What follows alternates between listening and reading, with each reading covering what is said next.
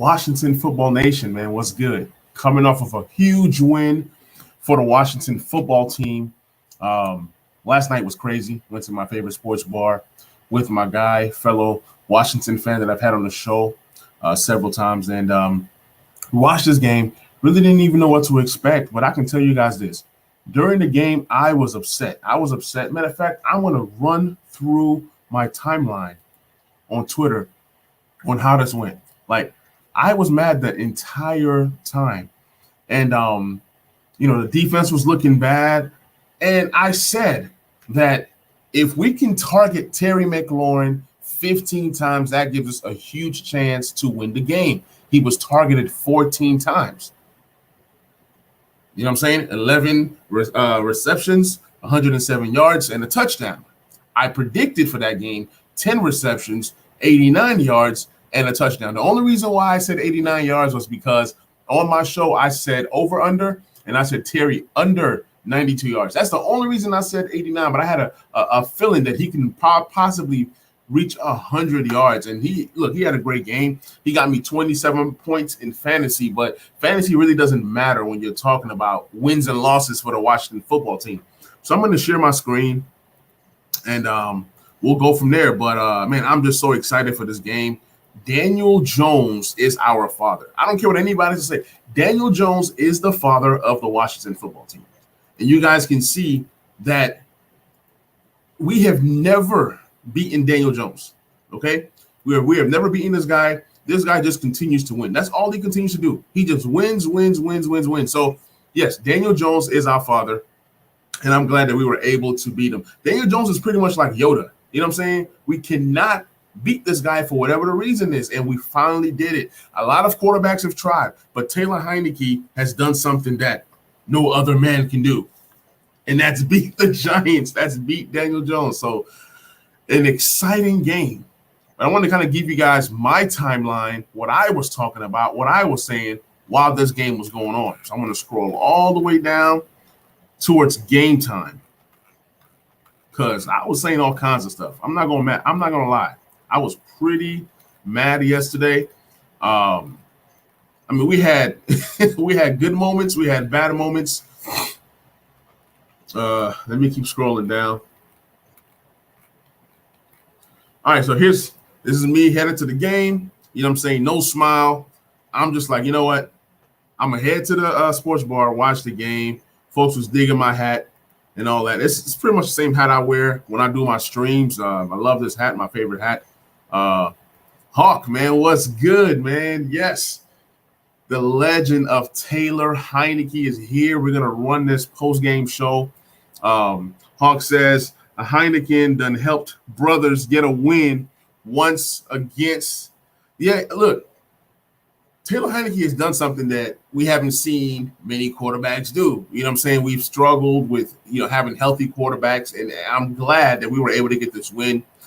So last night, obviously, you know what I'm saying, everybody made their predictions, and Steve Smith said that the Giants would win this game. Colleen picked us, Joe picked us, Michael picked us, right? But if you listen to the post-game show at the end, Steve was saying a lot of good things about the football team. But, it just is what it is, you know what I'm saying? And I'm glad that Steve didn't pick us, so that way, you know what I'm saying, it just is what it is. So everybody picked us but Steve. What up, man? I got my guy Meese joining the stream, man. Appreciate you hopping on, man. This is an improv 2 post-game show for the Back Row Redskins show. I just wanted to go ahead and do this now, and whatever that I don't get to will be on the audio version. So the audio version might get the same thing as the streamed version, but if I don't get through everything on the stream version, the rest will be on the audio. So you guys look out for that.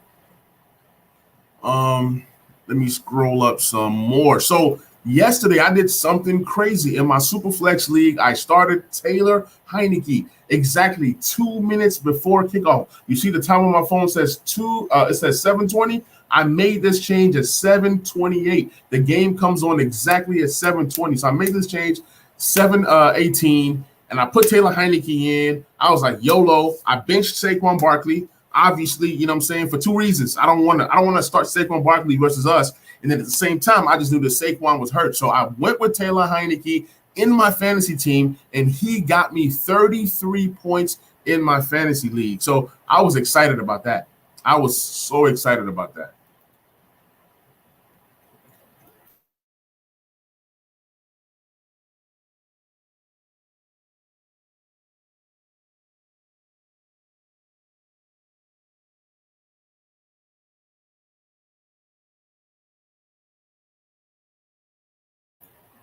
All right, guys. Sorry about that. All right, so moving on. So I started Taylor Heinicke. He did really, really good for me. I'm super excited that I was able to get a big jump on the guy that I was playing. I didn't want to play Derek Carr versus Pittsburgh. So Taylor Heinicke, it has been a legend in more ways than one. Nobody in any of my leagues started Taylor Heinicke. So I did it. It was something crazy. You know what I'm saying? Had the 5 wings, the fries. I mean, it was just a vibe last night, man. Had a blast. And this is me with my first tweet. I said the defense sucks. When Daniel Jones started to move the ball and he was doing various different things, I was like, you know what, man? Here we come again. Daniel Jones is about to come out here and do what he does and destroy the football team. So I was getting on the defense. The defense was horrible. Brandon says the crowd noise was insane during the last few minutes of the game. Absolutely. Crowd noise was key. We were able to get these guys on penalties and penalties and penalties. It was amazing. It was amazing. Hawk says Heinicke played. He played his Heineken off. Hawk also says, side note, the wings look good. Bro, the wings were amazing. It was just an amazing time, amazing win. Being in my favorite sports bar. I haven't been in 2 years because of Corona and all this stuff. So I was able to be in a sports bar and be in the midst of other fans. Since I can't be at the game with the guys that live in the DMV, best I can do is go to Nashville, call all the Washington fans that I know to come out and watch the game. My guy, Oak Cliff, Texas, Craig, he says Redskins and Lakers. Yes, that's how I rock. Redskins and Lakers all day long. Hawk says the defense let the hood manny out. Bro, hey, man, look, when I go through my tweets, man, you guys are going to see how upset I was. All right. So I predicted my stats for Terry McLaurin. Somebody says, what do you guys think the stat line is going to be? I said, like I said earlier in the stream, I said 10 receptions, 89 yards, 1 touchdown. I only said the 89 yards because I had my over-under, and I said under 92. That's the only reason why I'm sticking with 89. But obviously, I was very close. I think I was about maybe 18 yards off. It's not bad. And 1 reception off, not bad, not a bad prediction.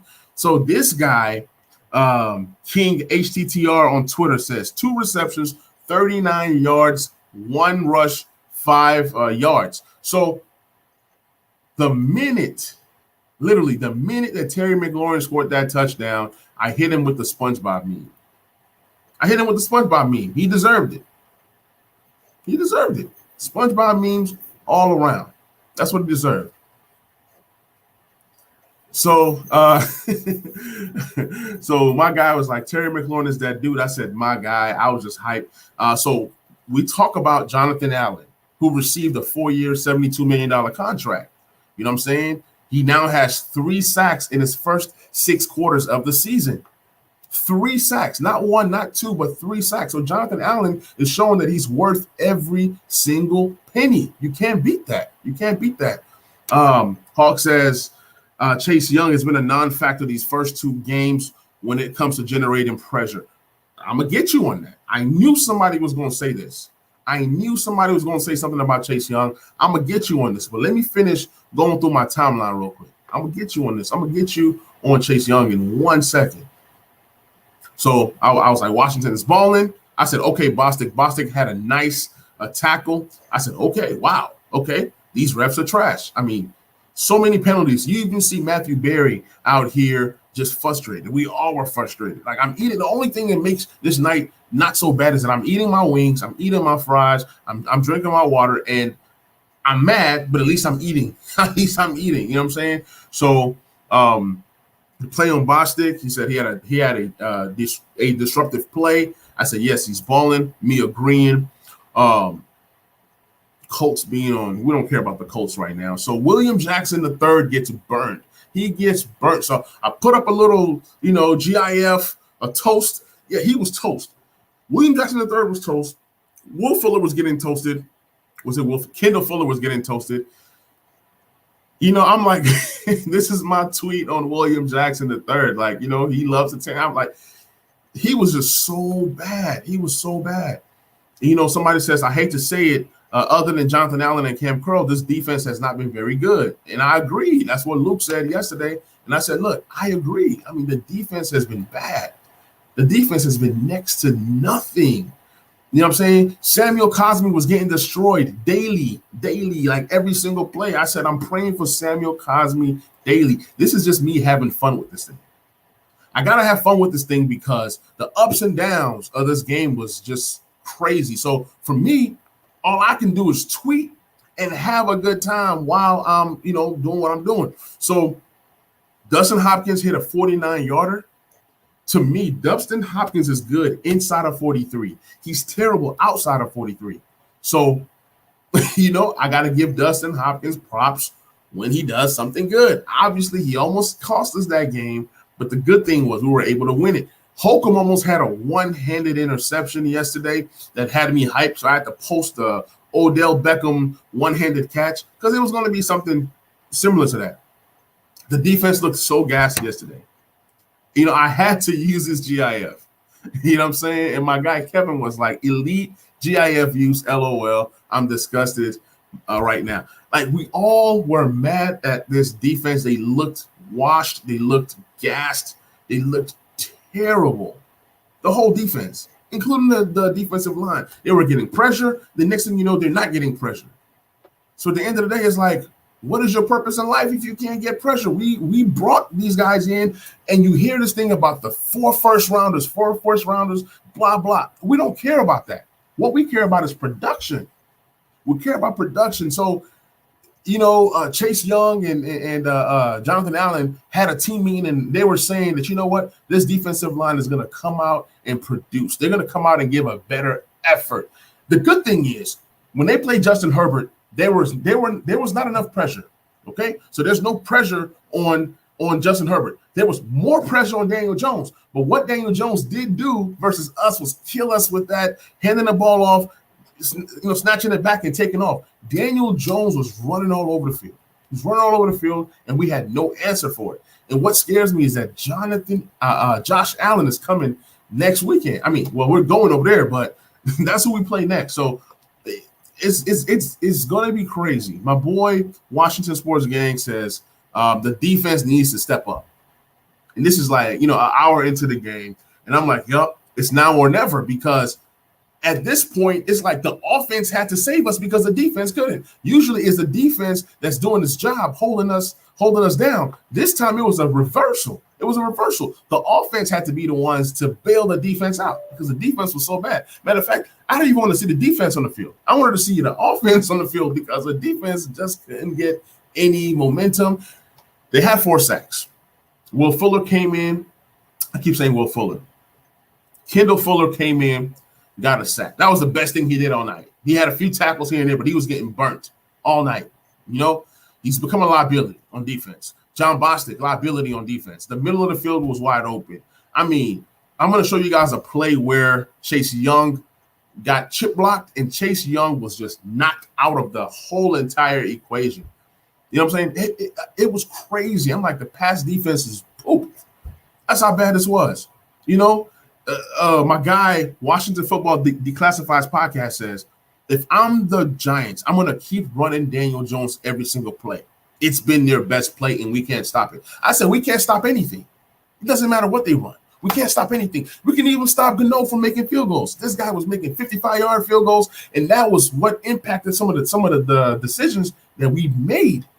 You know what I'm saying? So it wasn't like the Giants had some magnificent, awesome game plan. Okay? I know this is a victory podcast, but look, I got to get all this stuff off my chest. Oh, man, we got my guy Roger Smith in the building, man. Appreciate you hopping on the stream. He says the defense is not playing well at all. The defense has been playing terrible. Hawk also says our secondary is looking suspect as well, man. Our secondary is looking even worse.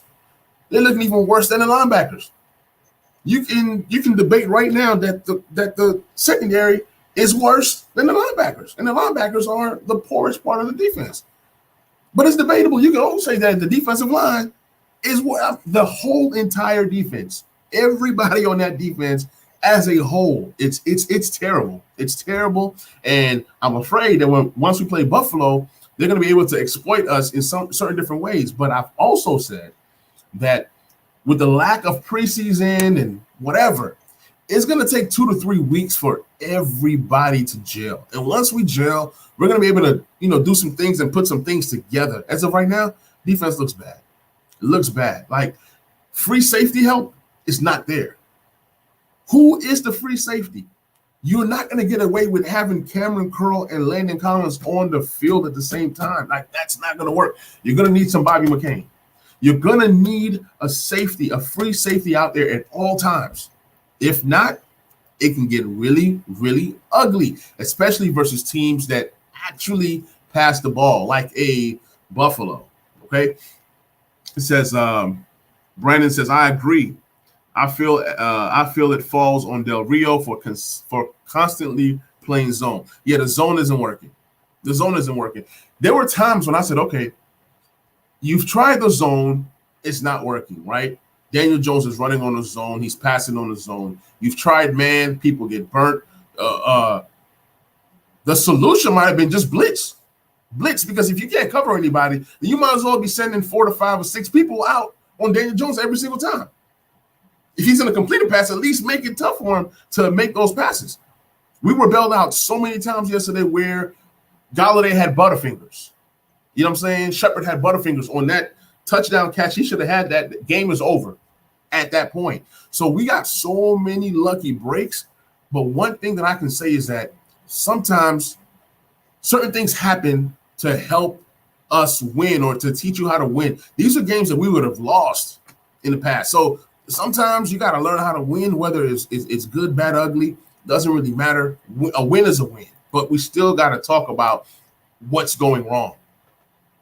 Hawk says, last night a record was broken on us. I'm curious how often we lose when the opposing team is on the verge of breaking records. That's exactly what I'm saying. That's exactly what I'm saying. A lot of times when these records are broken on us, we lose. This was a game that we were supposed to lose so many times.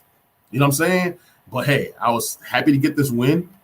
It says 46 pass attempts is not sustainable, especially when the weather changes. I can't stand Scott Turner's offensive approach. Balance is needed, especially when you're getting 4.4 yards per carry. Yes, I don't know why they don't believe in Gibson as much as me and Roger Smith believe in Gibson. Gotta get Jared Patterson the ball. Like we gotta run the ball more than we pass the ball. That's the whole point. And when we have a lead, why do you pass when we have the lead? Is it that Scott Turner was afraid that he gave Gibson the ball last time in that same situation and Gibson fumbled? But this time you want to pass the ball in this type of situation. If anything, do a designed quarterback run.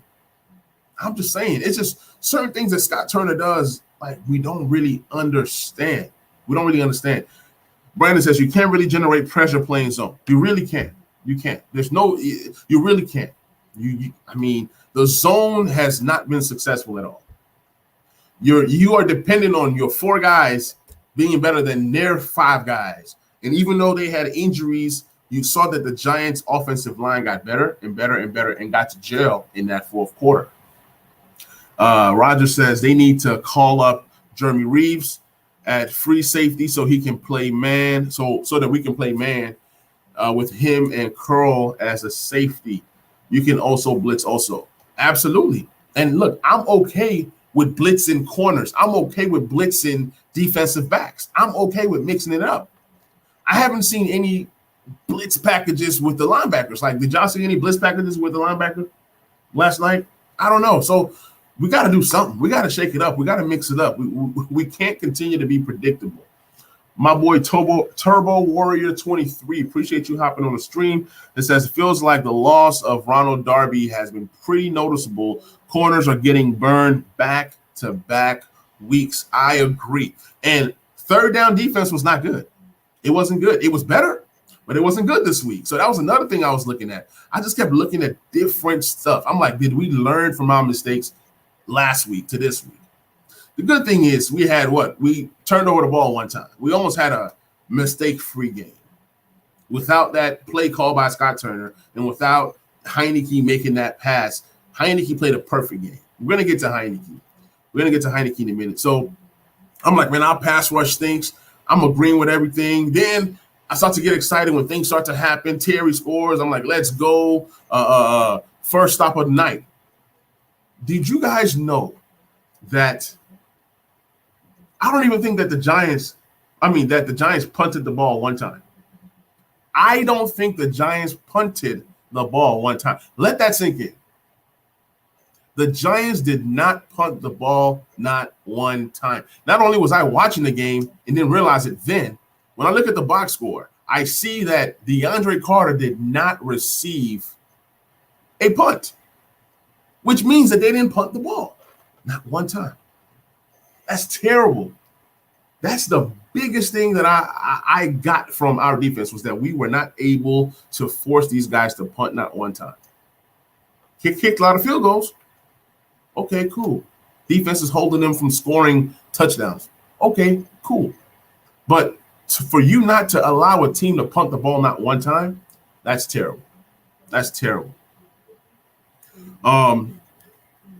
So let me keep scrolling. Let me see if there's anything else that I missed, man.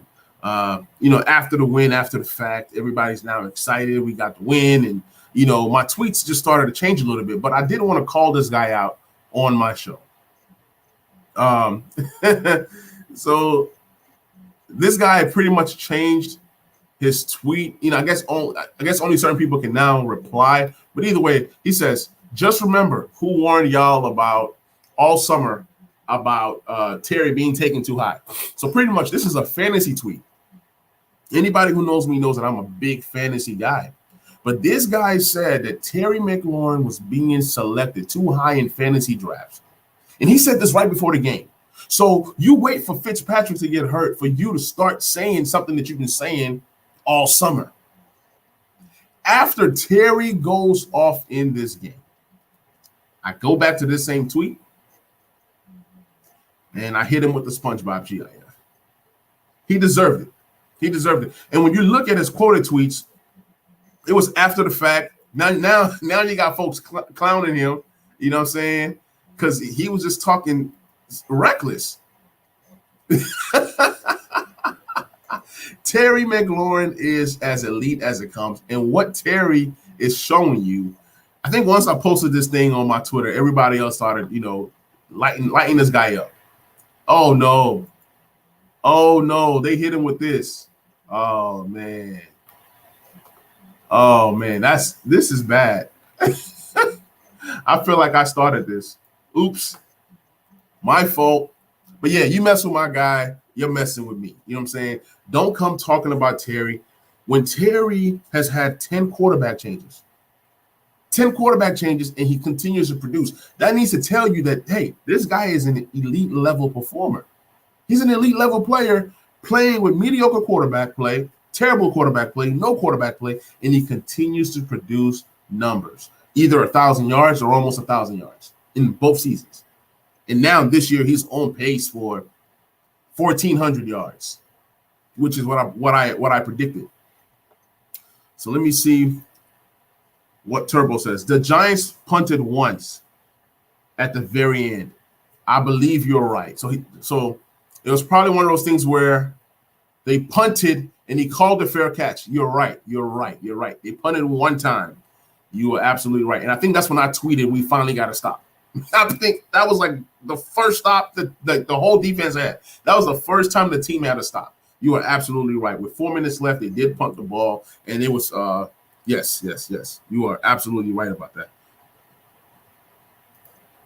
It says Hawk says the league has been warned about Scary Terry. Absolutely, he's going to ball out this year. Brandon talks about Antonio Gibson off to a slow start. In real life, he's off to a great start. He is off to a great start right now in real life. If you look at his yardage per game or even his yards right now, he's projected for, I think, 1,300 yards, maybe even more. The thing is, if you're talking about Antonio Gibson fantasy-wise, yeah, fantasy owners are not happy with Antonio Gibson right now because if you guys remember, Antonio Gibson had 11 touchdowns last year, so he's touchdown dependent when it comes to fantasy football. But in real life, Antonio Gibson is doing just fine as of right now. Needs more touchdowns, needs more carries, needs more receptions. But here's the interesting transition with Antonio Gibson and what happened yesterday. J.D. McKissic has become the better blocker. He's the better blocker. So on third downs, hurry-ups, you're going to see J.D. McKissic. So that's also going to hurt Antonio Gibson's stock. Also, when you need that tough yard, he has not shown us that he can just run up in there and get that 4th and 1. I'm not convinced. Taylor Heinicke had to get that 4th down yesterday. You need Antonio Gibson to be tough and hit those holes and push that line. So it's certain different things that's in Antonio Gibson's game that's going to take some time to get to where he needs to be for him to be a 3-down back. Right now, he's not it. He's not there. He's not there. But in terms of yardage, Antonio Gibson is doing just fine. So Roger, he says, put Kendall Fuller at free safety, St. Juice and William Jackson III on the boundary, and Matt Tyre in a slot with Cam Curl as strong safety. I like that. Hopefully you've contacted Jack Del Rio to let him know. We got to do something different because whatever we're doing right now is not working. Hawk says, Manny, please call out Nick Wright for dismissing Scary Terry as an elite wide receiver. Absolutely. I've called out Nick Wright several times, but Nick Wright doesn't know what he's talking about. Nick Wright just talks just to talk. You know what I'm saying? There's people that know what they're talking about, and there's people that just talk just to talk. Sometimes I talk just to talk, but guess what? Nick Wright definitely does not really know what he's talking about. I mean, how much more elite can you get? Like, you look at Allen Robinson. He's the perfect example. Allen Robinson has played with a lot of quarterbacks, but he continues to produce. That's elite. Terry continues to produce with whoever that's at quarterback. Just imagine what happens when Terry gets an elite or good, not even average, good quarterback.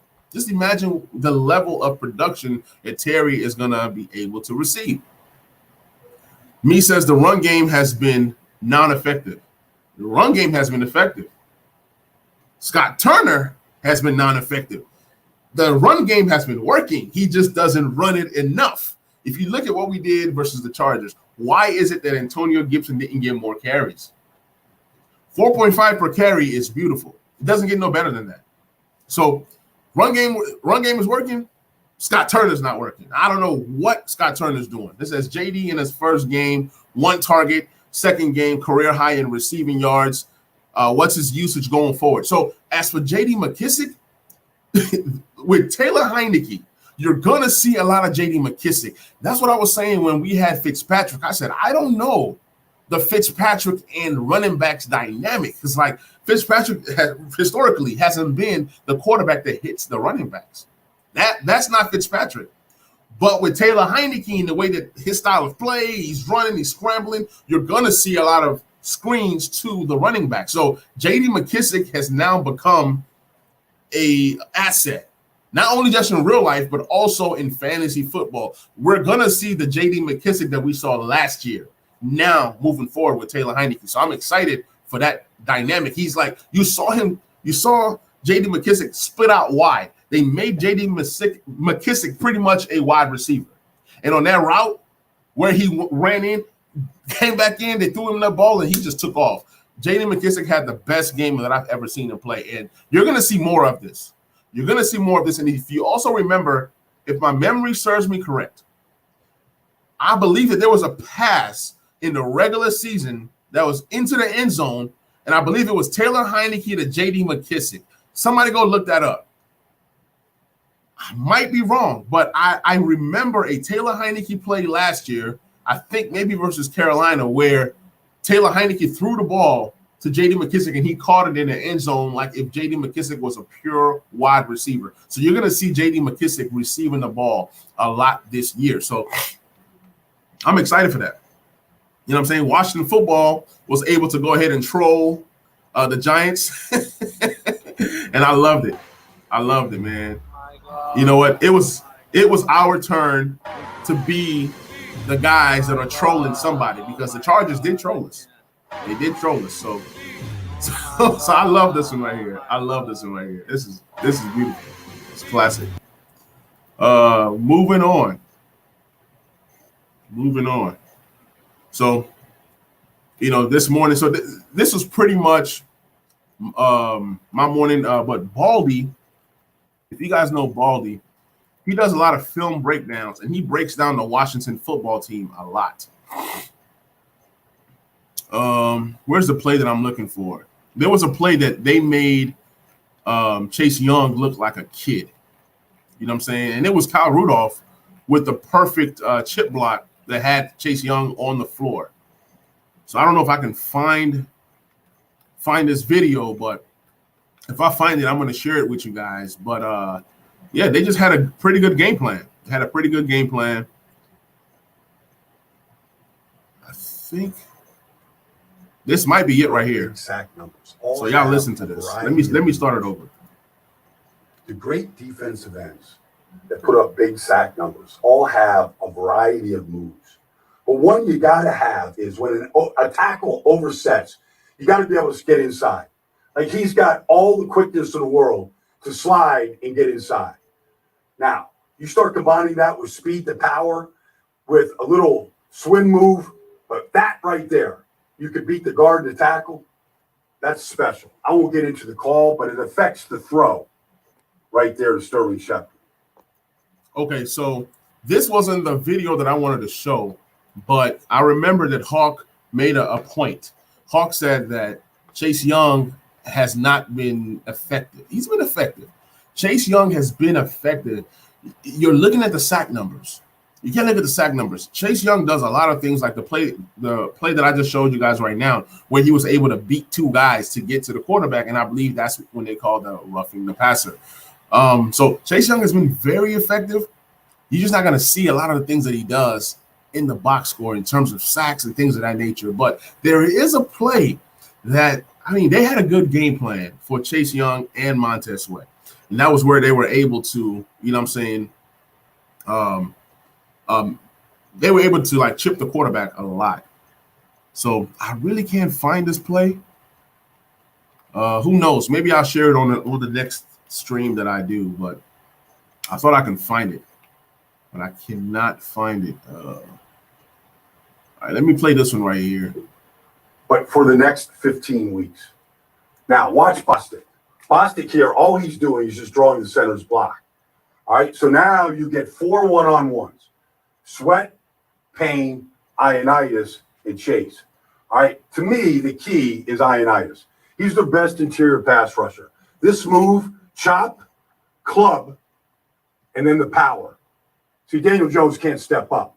Now, I like Montez Sweat on the right side because I think he's a great long arm rusher. There it is. That's his long arm. That's what he does best. Stab, and then his power. Chase is turning the corner. Payne is beating the left guard. They've all won. There's 4 wins right there on 3rd and 7. And the result is Daniel Jones has to eat it. That's a beautiful picture if you're Washington. So, man, Baldy is pretty good. You guys need to go ahead and check him out. And he has, like, so many breakdowns. I couldn't even find the exact breakdown that I was trying to get to you guys. But okay, here it is. It's late in the game. Here it is. This is the best chip block I've seen in the NFL so far from Kyle Rudolph right here. Like, that's a chip block. Like, look at that. There's nobody near Daniel Jones right here because of that. I mean, literally, he could check his emails right now. Maybe even return a few texts if he texts.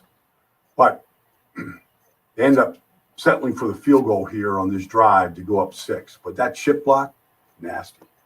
Chip blocks can be nasty to defensive ends. This is late in the game. So, guys, that's probably going to be the last that I share from Baldy. But, yeah, Baldy is great. And if you guys look at that last video that I just showed you guys, when they did that chip block on Chase Young, it created a huge hole for Daniel Jones to run. Now, here's the problem. When Daniel Jones takes off, you don't see a linebacker in sight. You don't see Holcomb. Davis comes in at the end, but Landon Collins has to come up to make that tackle. So these are some of the issues that we had defensively. But let me go ahead and get through some of these questions. Turbo says, do you think the defense will continue to give up 300 yards a game to passers? No, I don't think the defense will continue to give up 300 yards a game. I think the defense is going to tighten up. But like I said, it's going to take 2 to 3 weeks. Hopefully after week 3, the defense should be better. Hawk says the offense executed when they had to, and the Giants just didn't want to leave a defeated club this week. Absolutely, man. It says Andrew Stonewall Chase in some series too. Yeah, absolutely. I mean, a pass rusher isn't going to get to the quarterback every single time. You're going to have battles, because if a pass rusher can get to a quarterback every single time, then that offensive lineman shouldn't be in the NFL. So offensive linemen are going to win more than defense always. It's just set up that way. Because if not, then the quarterback will have zero time to throw. We've seen instances where somebody's getting beat repetitively. Then you add a tight end. Now you're double teaming. You're helping out with the guard. But yeah, Chase Young, he's off to a slow start. He was off to a slow start last year. I think he is doing his job. You know what I'm saying? At least he's creating pressure. He's creating constant pressure. A lot of times you see him get hit. Now, where I would say that Chase Young is messing up a lot in is in terms of like penalties. Sometimes he's, trying to jump the gun, but you see that his motor is always moving. And I'm okay with that. I'm okay with that. As long as he continues to move forward and not backwards a lot, then, he's doing something right. At least he's trying. He's trying. I think as the season goes on, you're going to see more and more from Chase Young. And don't be surprised if the defense actually plays the best that it has in 3 weeks. It might be next week. I'm not saying that we beat the Buffalo Bills. I'm not saying that we lose to the Buffalo Bills, but you might see a much improved defense next week. Sometimes it takes time. Says Baldy's good at what he does. Yes, you guys check out Baldy, man. He is great at film breakdown. Says offensive line is getting beat repetitively. Sounds familiar to me. Absolutely. The offensive line looks bad. The last thing that I'm probably going to share is the game score or the box score from the game. I think there's a few things that I want to highlight, a few things I want to share, and then I'll go ahead and end this episode. But appreciate the energy that you guys are giving me in the chat section. If you guys are new, please like, please subscribe, please share.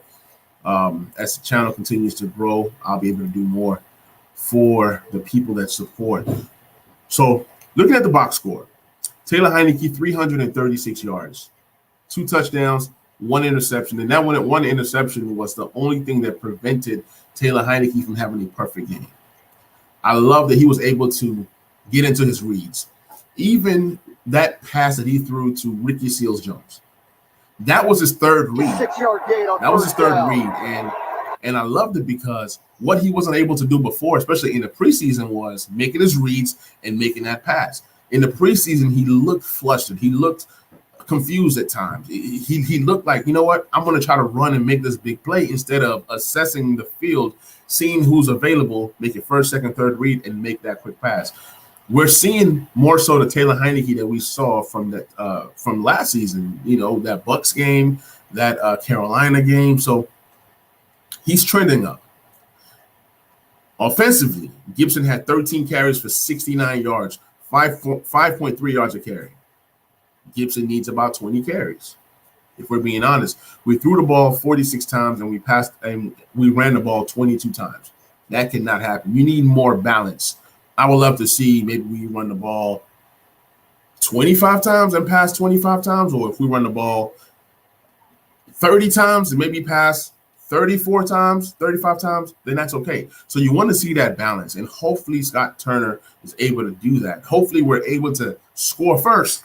That way we have the lead, and that way it sets up the run. But the run game has been good. It's been good. It's been solid. The run game is working. It's just that Scott Turner is not working the run game. Passing game. Terry McLaurin had 14 targets. I need more of that. I need him to be receiving about 14 to 15 targets every single game. That's what needs to happen. If you're not getting 14 to 15 targets to Terry McLaurin, then what is your purpose in life? Like, what are you trying to do? Are you trying to win, or are you just trying to play just to play? You know what I'm saying? Herm Edwards says you play to win the game. You play to win the game. So let's play to win the game. Let's be aggressive. Let's take shots. And even though the Taylor Heinicke's arm isn't strong, one thing that he can do is he makes accurate passes. He knows how to improvise. He's making he's just really smart. He's really smart. Even that pass to Ricky Seals-Jones, that was 19 yards. He doesn't have to throw the long bomb 40, 50 yards. If you're giving me 10 to 20-yard passes, completions, accurate, putting the ball to where only the receiver can get it, I'm okay with Taylor. He needs to stay within himself, and that's really what's going to help us reach the goals that we want to reach. Period. It's not even close. It's not even a debate. J.D. McKissic's usage, beautiful. 6 targets. Now, of course, he's not going to get 5 catches for 83 yards every single game. It's more so 5 catches for 50 yards. That's the range you're going to see J.D. McKissic in. Logan Thomas, 7 targets. 7 targets is good. I would love his targets to be around 9 or 10, but hey, I'll take 7 targets. He caught 5 for 45.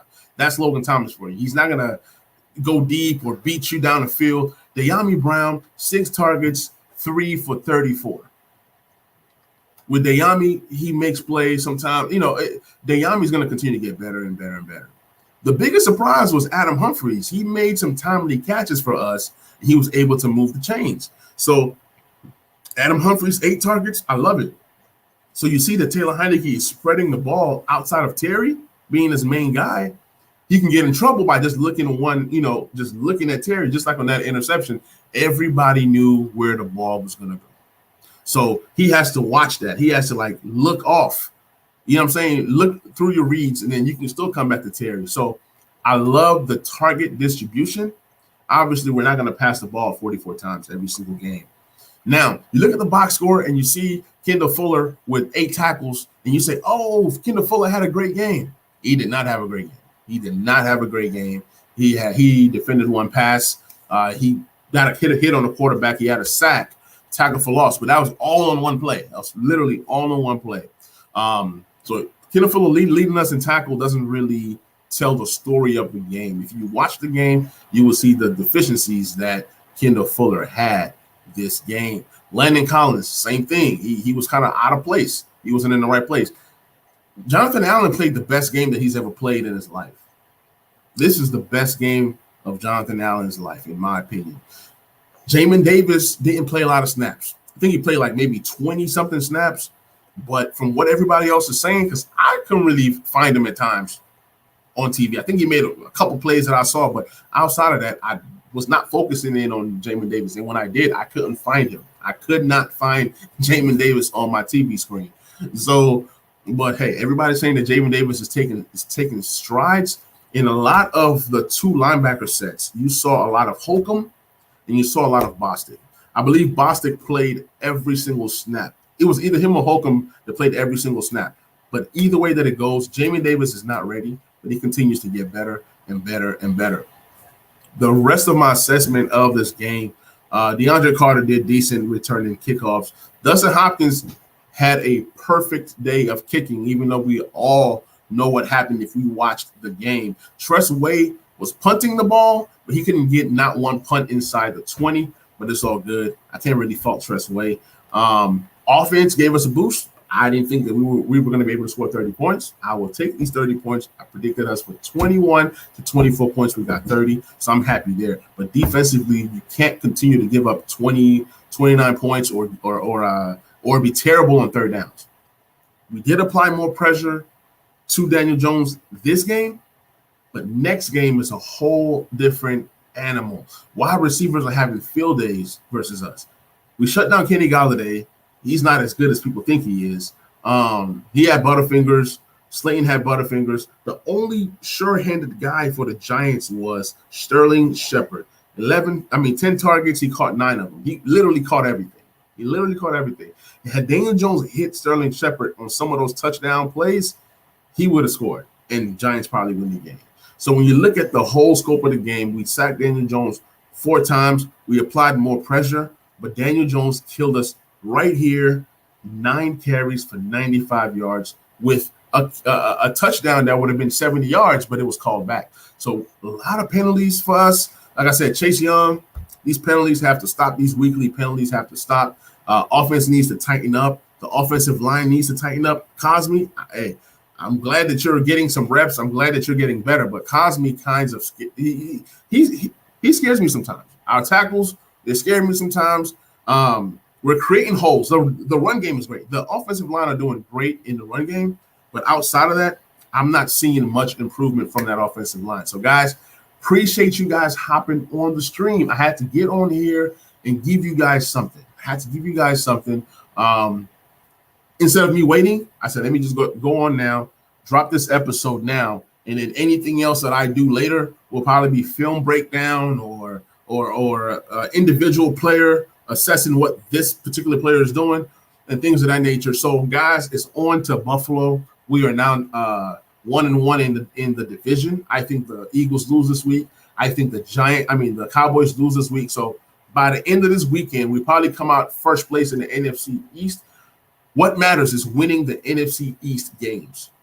Winning the NFC East games are key.